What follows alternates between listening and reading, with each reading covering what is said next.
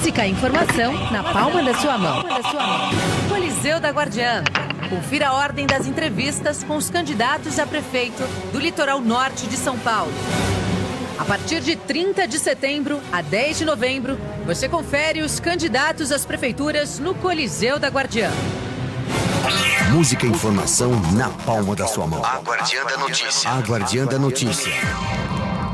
Bem-vindo à era dos dados. Você tem 1 minuto? Em 60 segundos, muita coisa acontece nesse novo mundo. E a sua comunicação não pode ficar para trás. É preciso se reinventar, ser relevante, conectar informação, estratégia, criatividade e resultados. Para tudo isso, conte com a Octopus. A gente faz essa conexão acontecer.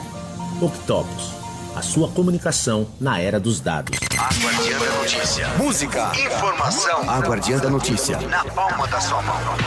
Você sabia que o Ciretran não é mais o responsável pelo emplacamento dos veículos? Então, você já sabe onde emplacar o seu carro? Império Placas e Emplacamento Automotivo. Faça já um orçamento. 011-4309-4642. Império Placas, Emplacamento Automotivo. A Guardiã da Notícia. A Guardiã da Notícia. Música e informação na palma da sua mão. A Casa Coffee, uma loja de cafés especiais com torrefação própria. Aprecie o melhor café em São Caetano do Sul. Compre pelo WhatsApp 11 97286 8261. A Casa Coffee, cafés especiais. A Guardiã da Notícia. A Guardiã da Notícia. A Guardiã da Notícia. E Veloz. Velocidade e estabilidade. A fibra ótica nunca esteve tão perto de você. E veloz para a sua empresa. Link dedicado, link temporário, provedores e muito mais. Cobertura dinâmica e rede própria. E Veloz. 011-4610-0000. E Veloz. A sua conexão. A Guardiã. Música, A Guardiã. informação, A Guardiã da notícia. na palma da sua mão. A Guardiã da Justiça. A Guardiã da Justiça.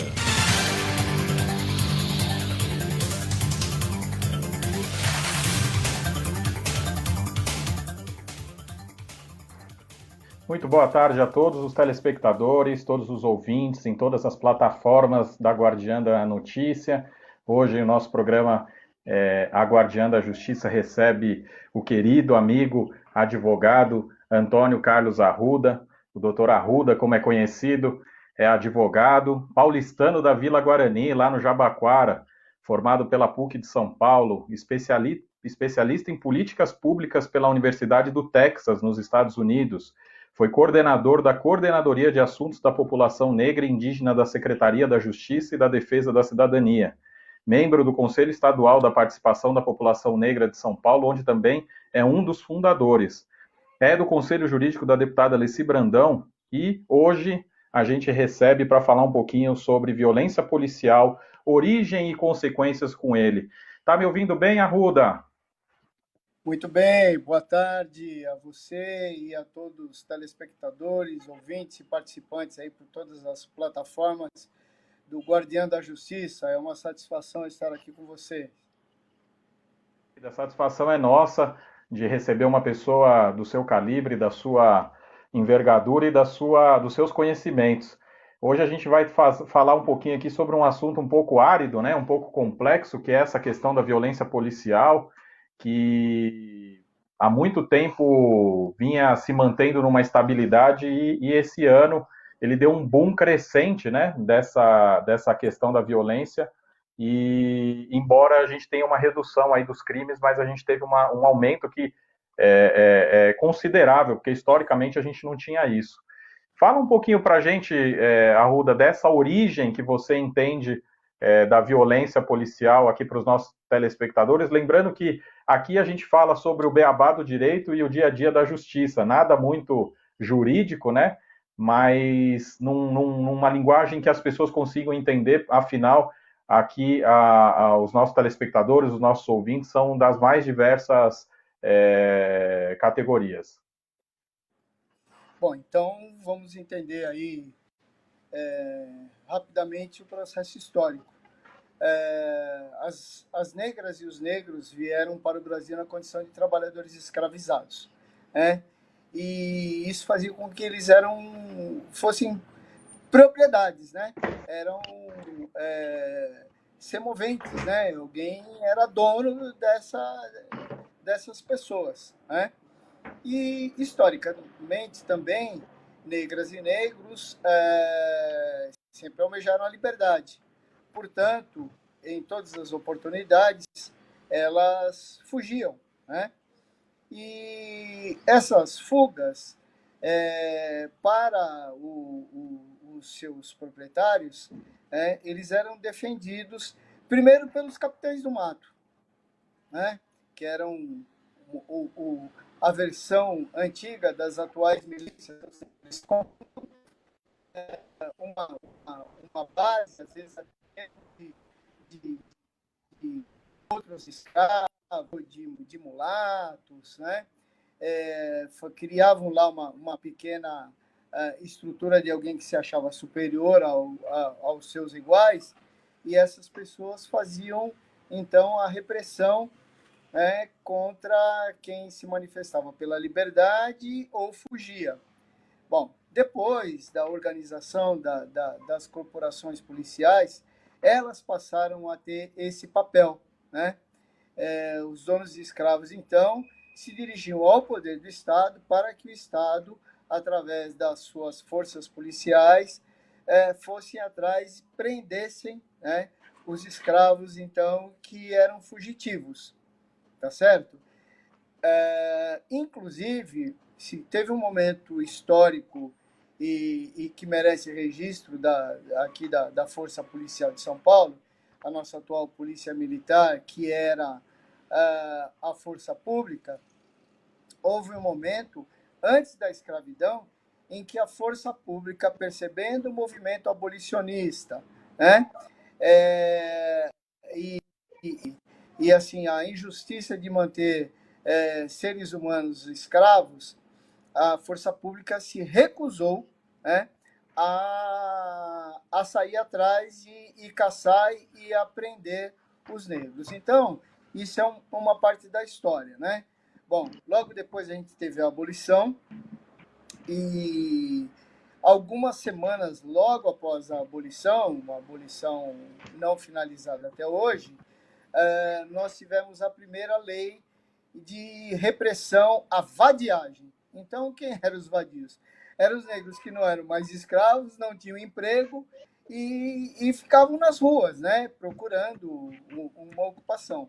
Então, a lei de vadiagem era uma lei, então, que aí era cumprida pela polícia, porque era uma lei, né? A lei de vadiagem, até poucos anos atrás, poucas décadas atrás, eu mesmo fiz a defesa de vários negros presos porque eles apresentavam a carteira de identidade, viu, Ricardo? Aqui em São Paulo, carteira de identidade era documento de vagabundo, né? O sujeito tinha que apresentar a carteira de trabalho registrada, né? Senão ele era preso por vadiagem, entendeu? Isso foi na década de 70, na década de 80, no começo da década de 80, eu vi isso ainda, né?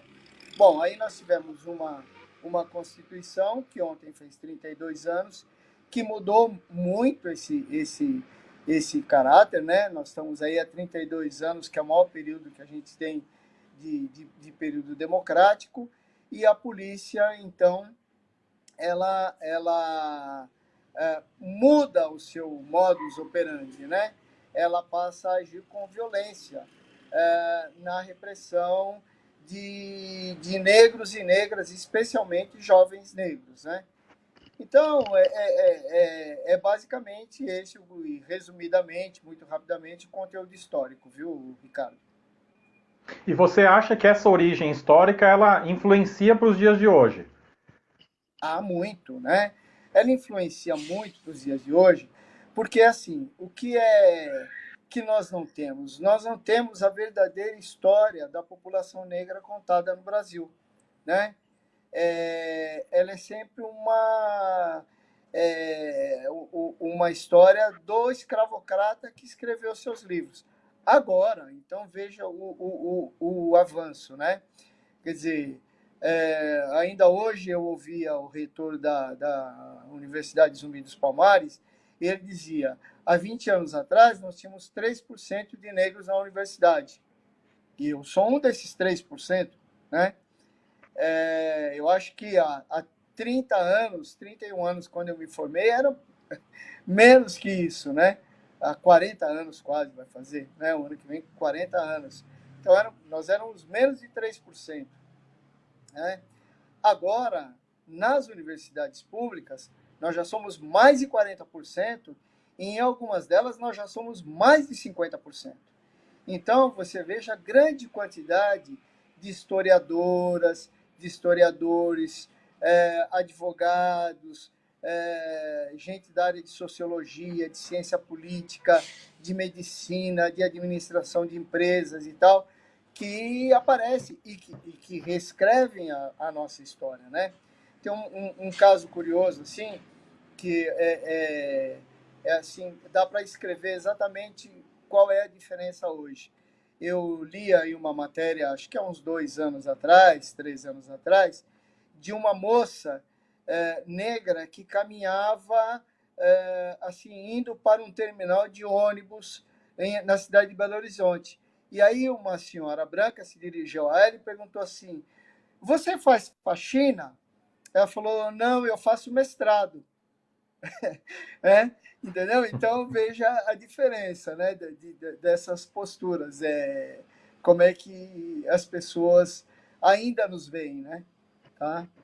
Você Então, falou um pouquinho da história, da questão do militarismo, né, da polícia militar, citou aqui a questão da força pública, né, como uma possibilidade que, inclusive, foi aventada durante um certo período. Eu que acompanhei um pouco isso com o Coronel Camilo, que também você conhece, a gente trabalhou juntos, né, Secretaria de Segurança Pública com Secretaria da Justiça, se aventava essa ideia da mudança da nomenclatura, que tem um significado que eu acho que era bem salutar, se você puder falar um pouquinho sobre isso também. E a gente falou também um pouquinho da história da questão racial no Brasil, né? Esses dois conjuntos históricos são básicos para que a gente explique um pouco do motivo pelo qual, primeiro, a gente tem uma crescente na violência policial, e segundo, essa mira desse policial que pratica essa violência também tem contornos, né? Ela tem contornos normalmente do jovem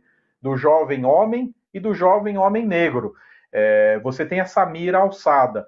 Como que a gente quebra essa questão que é histórica, que basicamente estaria arraigada aí na nossa população e na nossa sociedade? Como que a gente quebra essas coisas históricas, Arruda? Como que você pensa isso?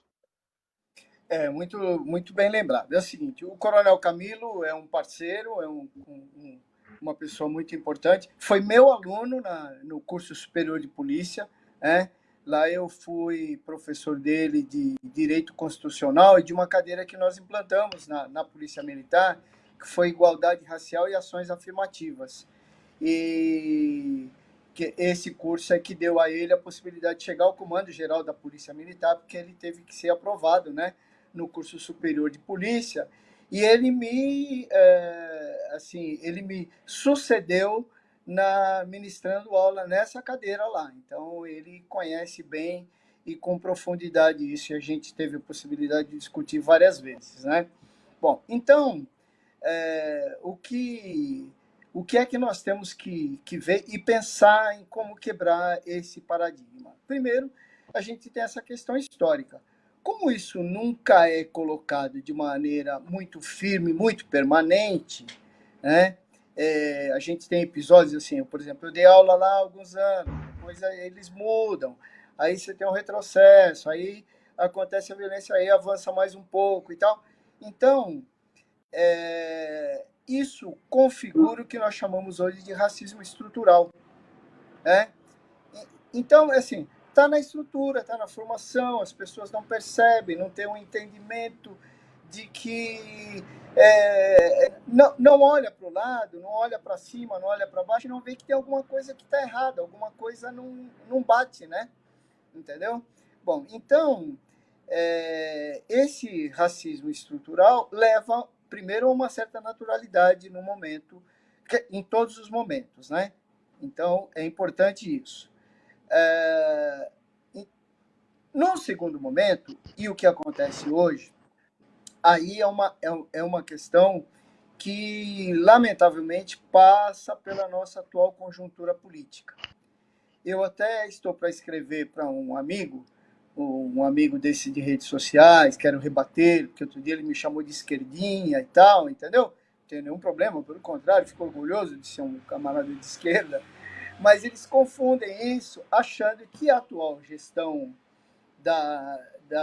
do governo federal é de direita, né? E não é, né? Lamentavelmente, o nosso governo central, o governo da União, não é um governo de direita, é um governo reacionário. E ser reacionário é diferente de ser de direita. Porque nós que somos democratas, nós que estamos pela democracia, o que a gente quer é que todos os setores, todos os segmentos, todas as ideologias tenham possibilidade de chegar ao poder. Então, ainda que eu seja de esquerda, de centro, de direita, se eu sou democrata, eu quero que todo mundo tenha força e um dia comande os destinos da nação. Agora, nós não podemos ter um governo reacionário.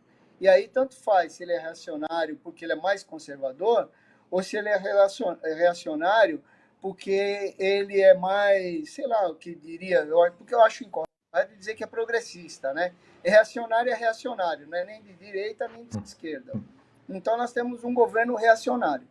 Esse governo reacionário, né, dá uma orientação das várias orientações incorretas, né? Então não precisa usar máscara, toma cloroquina, entendeu?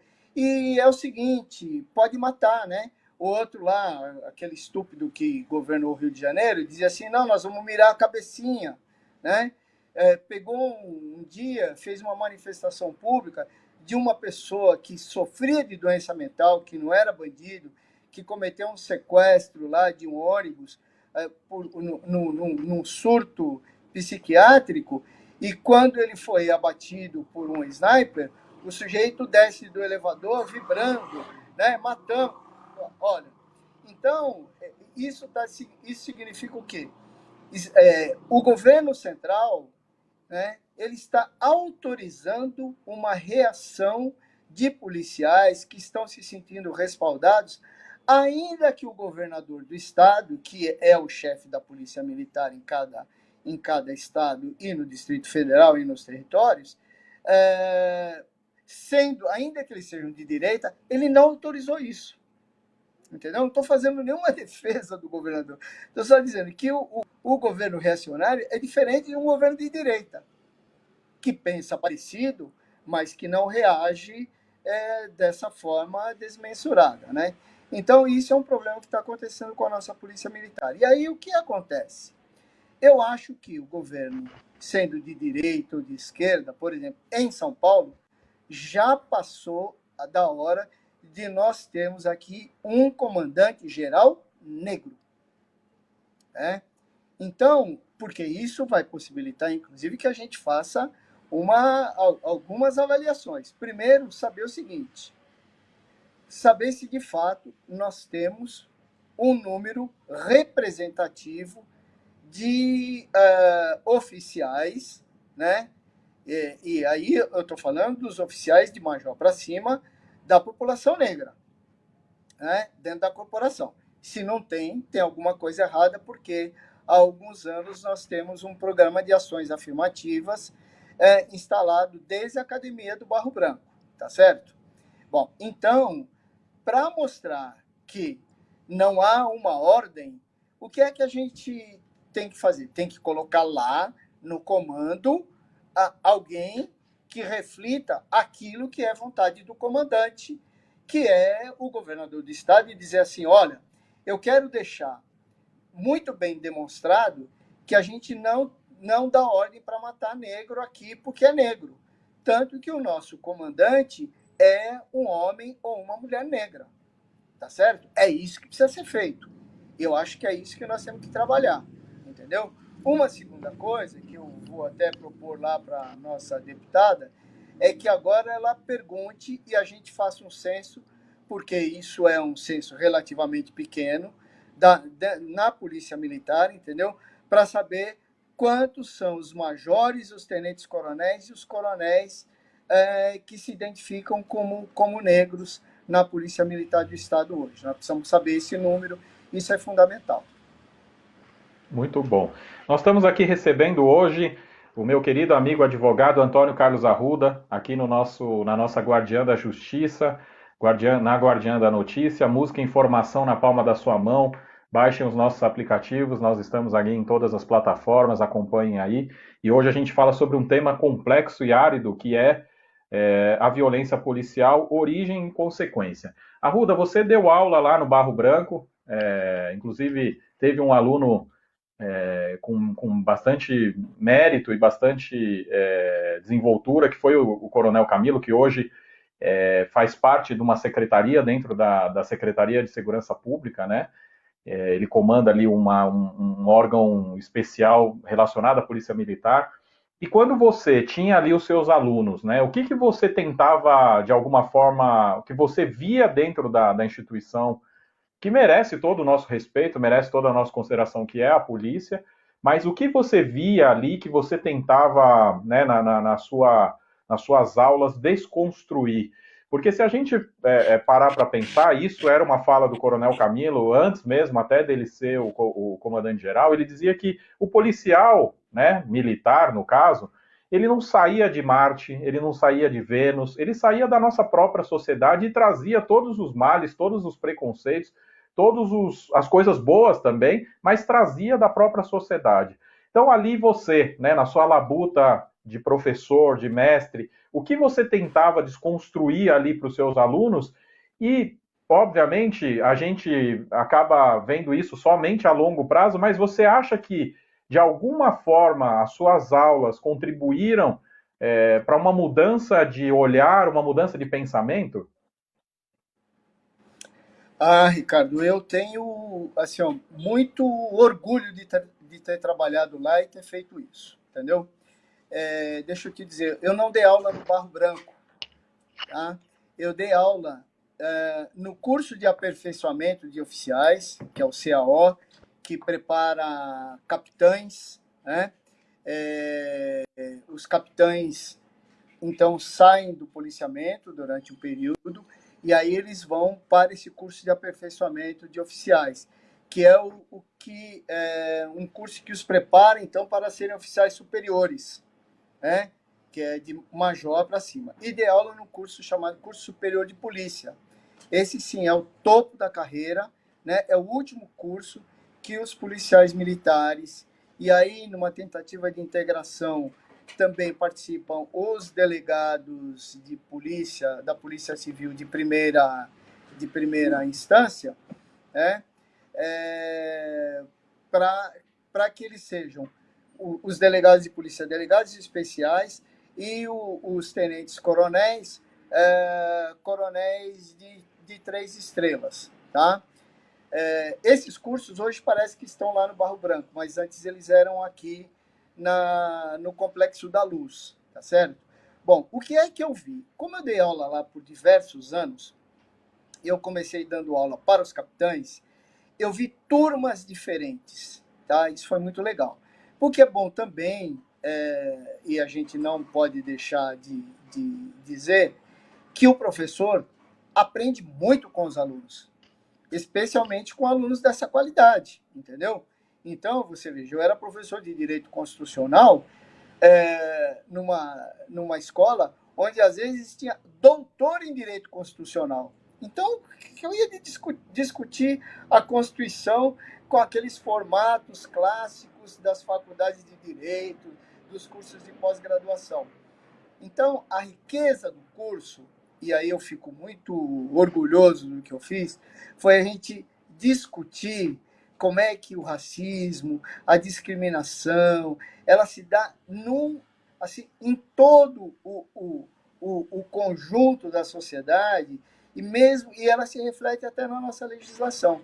Isso foi tão legal, por exemplo, que eu fui convidado para fazer um curso desse, menor em Brasília, na Polícia Militar do Distrito Federal, e depois eu fui convidado para dar um curso lá de 6 meses, né, na Polícia Militar do Distrito Federal sobre essas questões. Né? Então, o que é que eu vi com esse alunado? Eu vi alunos, eu teve um momento, e isso é muito interessante, que eu encontrei alunos no curso de aperfeiçoamento de oficiais, que eram capitães, que eram muito modernos, gente que queria assim, nós temos que reformar a polícia, gente que inclusive propunha o seguinte, nós precisamos mudar o nome da corporação. Ela tem que deixar de ser Polícia Militar para voltar a ser Força Pública do Estado de São Paulo. Ou seja, eles entendiam que assim, era uma parte da sociedade, a força pública do público, entendeu? Fardado, organizando, trabalhando no sentido de dar proteção ao cidadão, porque é isso que a nossa Constituição diz, né? Quer dizer, ela protege o cidadão. Quem tem que proteger o Estado são as Forças Armadas. Então, eu acho que a nossa polícia, muitas vezes, ela confunde isso. Então, isso foi muito legal. Num outro momento, o que é que acontecia muito nas minhas aulas? Nós discutíamos fatos do cotidiano. Era muito comum eu e os alunos levarmos assim os jornais do dia, as principais notícias do dia, discutirmos a partir dali, entendeu? Como é que se aplicava a Constituição e como é que se dava a discriminação sobre todos os aspectos. E mais do que isso, como eu percebi essa falha na formação do policial militar, por isso que eu não concordo quando diz assim, não, é que ele veio da sociedade e tal. Ó, ele passa num curso que é justamente para ele se livrar desses preconceitos todos. Senão não adianta ter curso. Você pega o sujeito da rua e põe ele na farda no outro dia e põe ele para trabalhar.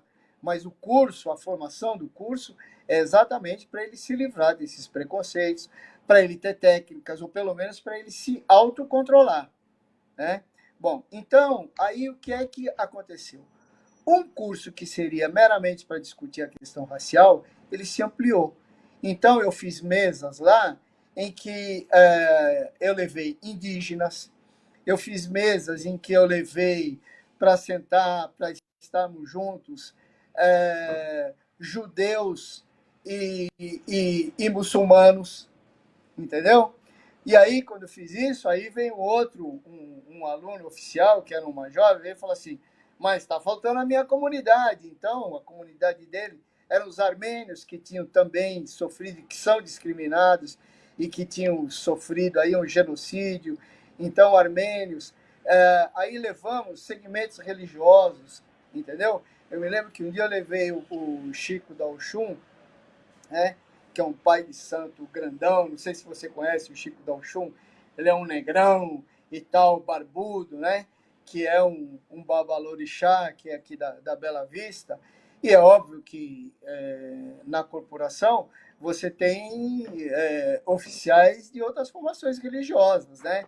Hoje a gente também tem preconceito, discriminação em relação às religiões de matrizes afro-brasileiras.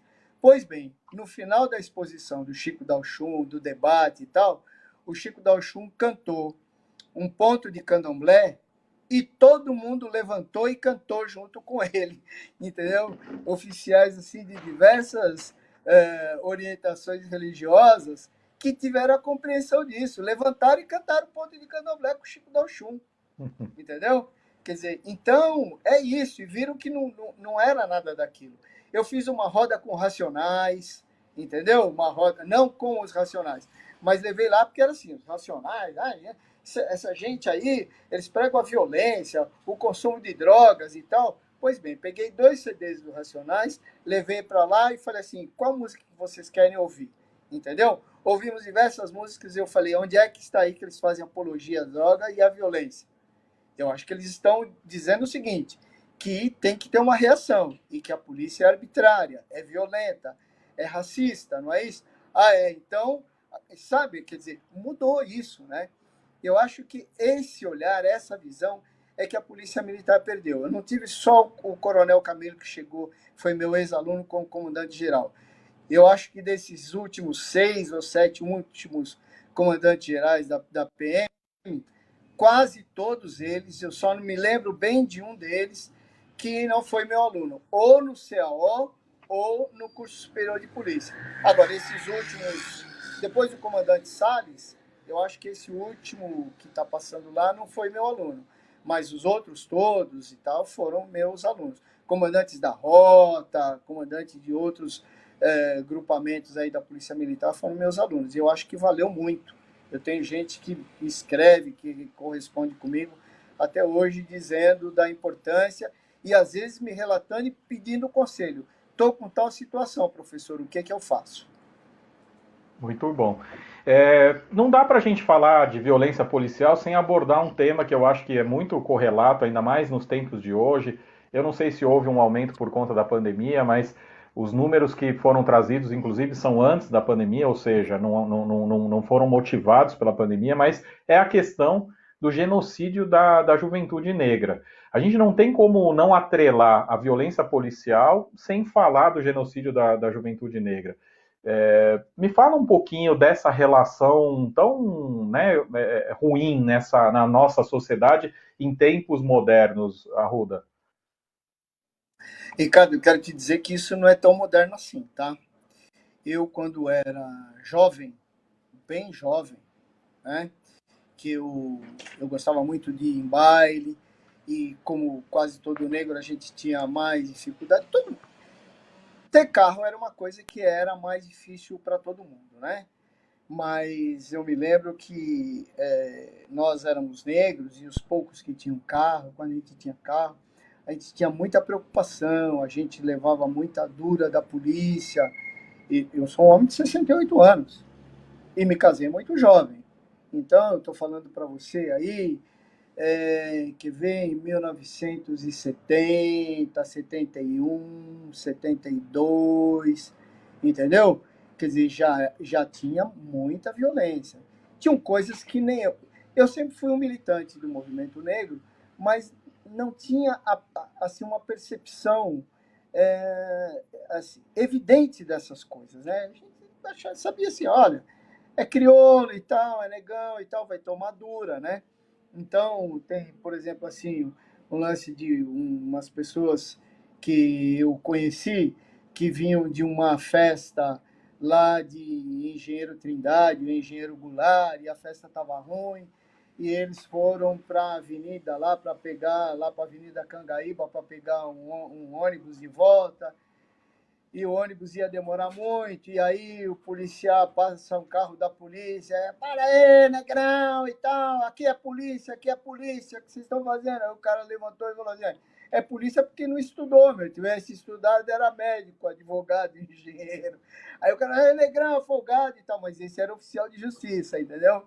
Então ele apresentou a carteira de oficial de justiça, e eles acabaram ganhando uma carona para o centro da cidade no carro da polícia, entendeu? Mas isso era normal. Eu me lembro de uma festa no 1º de maio, né? Quando eu completei 18 anos, portanto, em 1970, no 1º de maio, próximo da minha casa, e aí teve uma briga na festa, né? Festa em casa de preto, e aí teve uma briga, porque tinha um cara de fora, aquelas coisas, né? O cara não é do bairro, vem namorar as meninas aqui e tal. E aí acabou a festa e eu conheci o cara que estava brigando, eu e outros amigos, porque a gente andava muito dançando na cidade, né? E aí fomos lá e tal, e apaziguamos, pegamos um táxi, levou o cara que estava brigando embora, e aí ficou aquele grupo de pessoas, todos ali da Vila Guarani, conversando na esquina da Avenida do Café com a Avenida Dederics. De repente, chega a polícia atirando. Eu corri, entendeu? Eu corri, fui embora, fui para minha casa, dormi assustado. No outro dia eu acordei e alguém disse assim, você viu que o Edão morreu? Eu falei, não, o Edão não morreu. Lógico que o Edão morreu. Eu falei, o Edão não morreu, porque o Edão estava do meu lado quando a polícia chegou e nós saímos correndo. Aí o cara falou assim, o Edão e o Sabão, era o apelido do, né? Esse Edão era Eduberto, acho que era isso, por isso que ele chamava Edão, porque ele era grandão, e o Sabão não correram. Por que eles não correram? Os dois eram policiais militares. O Edão, inclusive, era bombeiro, e o Edão era bombeiro, e o sabão era de uma companhia de polícia. Pois bem, os caras chegaram atirando, como eles não correram, o Edão tomou um tiro no meio da testa. No meio da testa, Ricardo. Entendeu? Então, veja como é isso. Estou te falando da década de 80, de 70. Bom, e isso eu vi acontecer na década de 80, vi muita violência. Foi aí que eu decidi, inclusive, começar a atuar como advogado, né?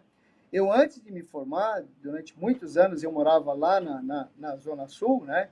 Muitas vezes, de madrugada, alguém ia buscar o Arruda, que era estudante de Direito, para ir em delegacia na Zona Norte, na Zona Leste, na Zona Oeste, para tirar gente que foi presa porque estava sem documento, sem carteira de identidade, ou que estava com tudo, e a polícia levou. Entendeu? Então, eu tinha que ir lá, sou estudante de Direito da PUC e tal. Então, essa violência sempre aconteceu.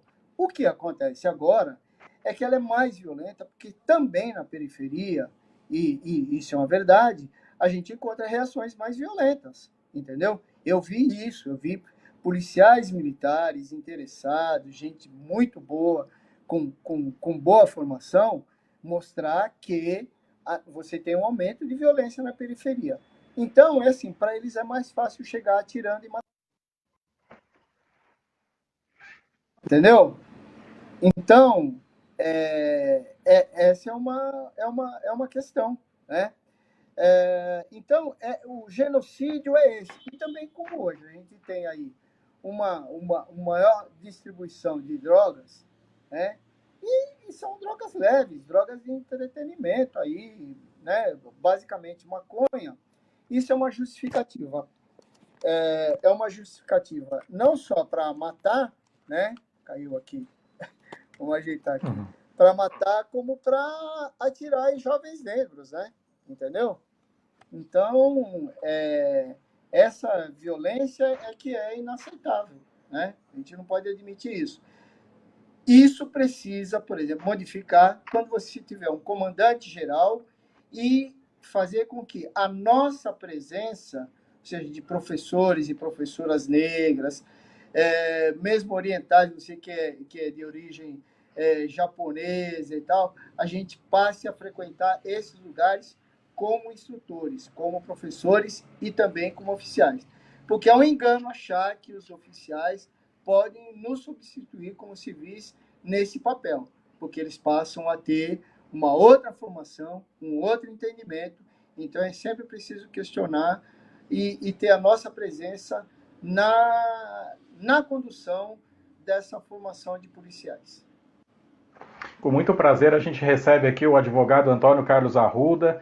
Para ouvir a Guardiã da Notícia no seu carro, basta conectar no Bluetooth do celular. Baixe o aplicativo da Guardiã da Notícia. Arruda, eu queria saber de você se a abordagem num bairro mais nobre é a mesma abordagem que num bairro de periferia. Lógico que não. E por quê, né? E por quê? Porque, então, e a polícia admite isso, né? A polícia admite isso. Você quer ver uma coisa que a gente vê nos noticiários? É assim, a polícia reprime as festas, os bailes funks na periferia, onde a rapaziada se reúne de madrugada para ouvir som, para ouvir música. E aí, sempre tem, pode ver assim, o pessoal diz assim, mas eles não fazem isso lá no Mackenzie, na Universidade de Mackenzie. E ali o pessoal para e fica fazendo som e bebendo naqueles bares lá, em torno do Mackenzie, todos os dias da semana. Não fazem isso ali onde é a Uninove, né? Não fazem isso onde é a Universidade de São Judas Tadeu, mas eles fazem na periferia, né? Eu tenho uma filha que é cantora, né? Que é cantora de reggae, e tem um grupo, né, de mulheres, ela é formadora de um grupo de mulheres feminino e hi-fi, que faz som na periferia, leva entretenimento para a periferia, porque essas pessoas não têm, eles não têm lazer, né? Aquilo que a gente viu lá em Paraisópolis, né? Aquela chacina de Paraisópolis, as pessoas não têm lazer, elas não têm para onde ir, né? Elas não têm recurso financeiro para pagar as grandes festas, né? Para vir aqui na Rua Barra Funda, que é próximo da minha casa, passar as noitadas aqui. Essa rapaziada não tem essa grana.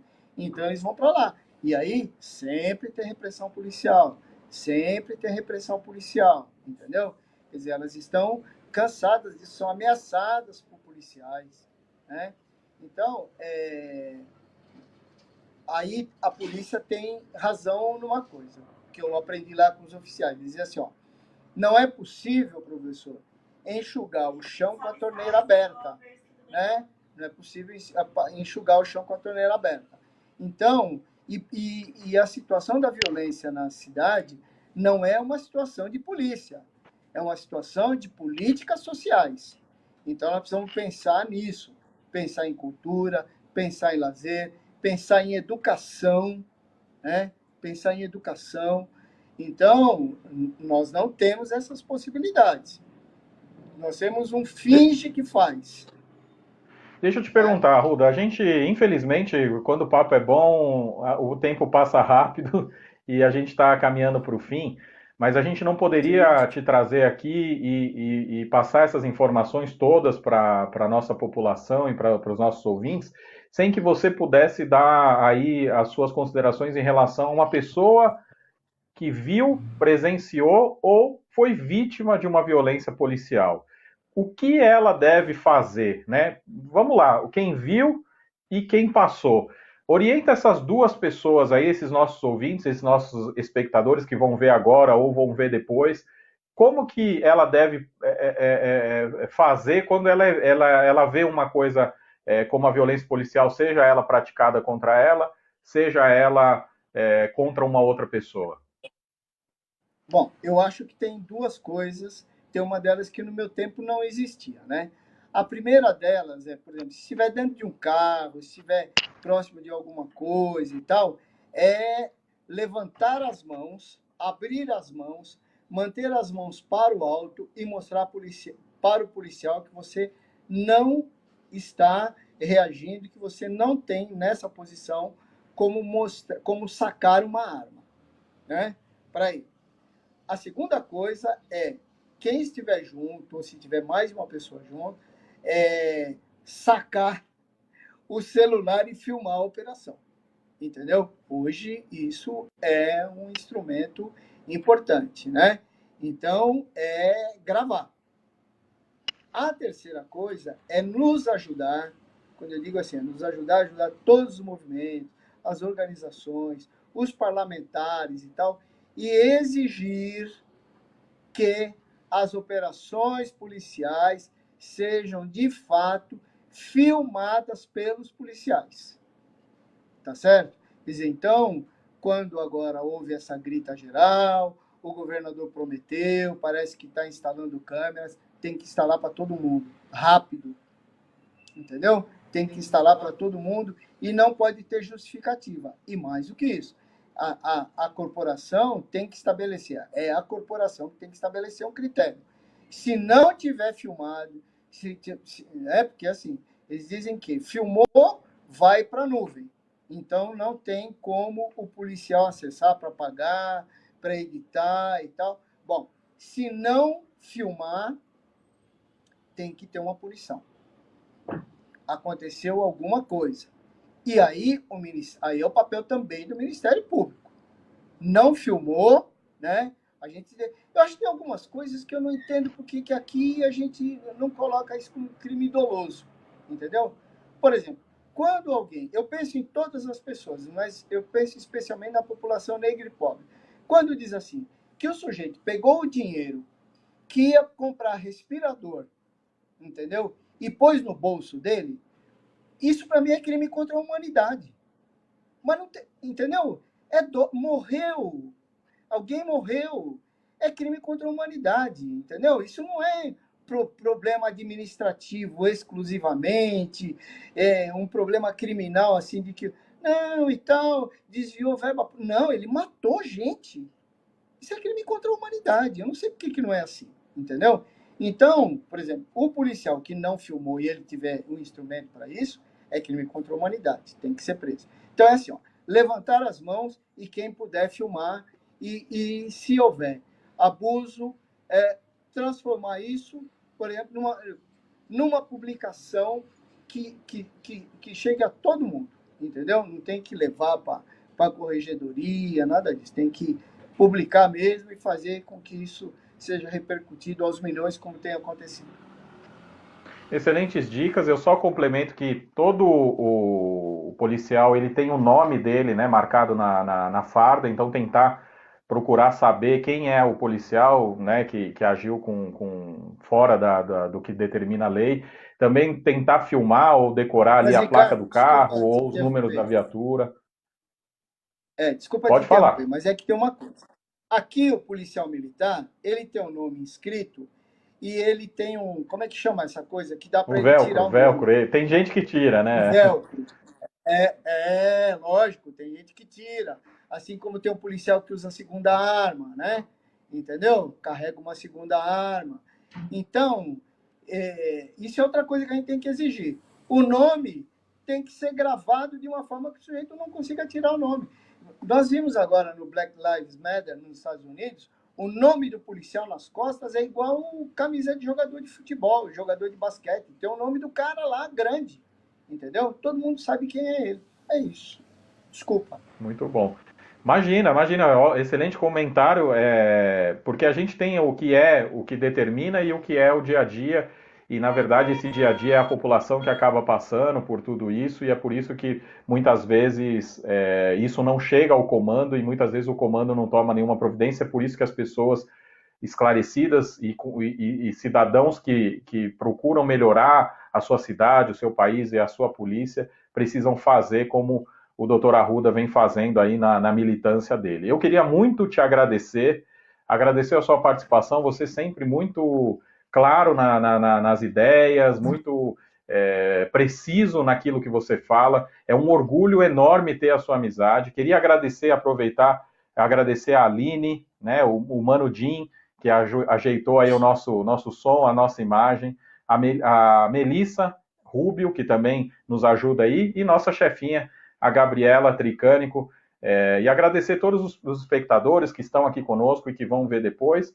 Agradecer você demais, Arruda. Tem aí uns minutinhos para você fazer as suas considerações finais e fazer os seus agradecimentos aí. Muito obrigado. Olha, sem dúvida alguma, nós temos policiais, familiares de policiais que estão nos assistindo.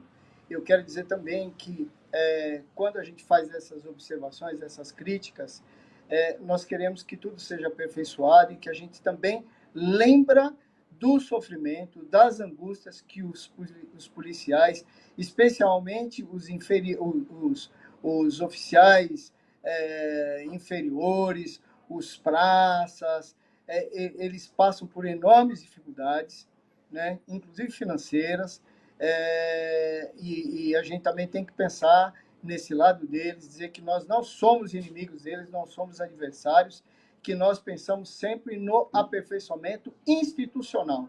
Não é nada pessoal, é o aperfeiçoamento institucional.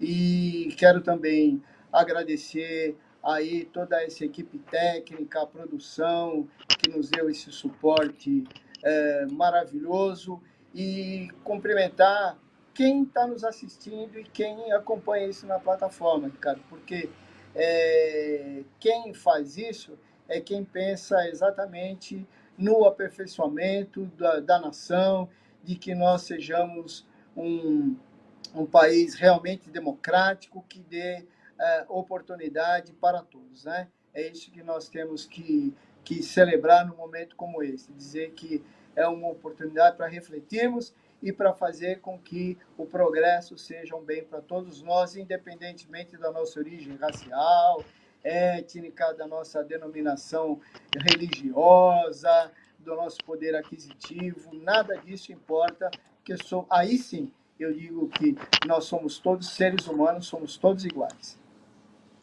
Muito bom. Estivemos aqui com o doutor Antônio Carlos Arruda, advogado, aqui na nossa Guardiã da Justiça. programa da Guardiã da Notícia, música e informação na palma da sua mão. Eu desejo a todos uma boa tarde e terça que vem, meio-dia, estaremos juntos novamente. Um abraço a todos.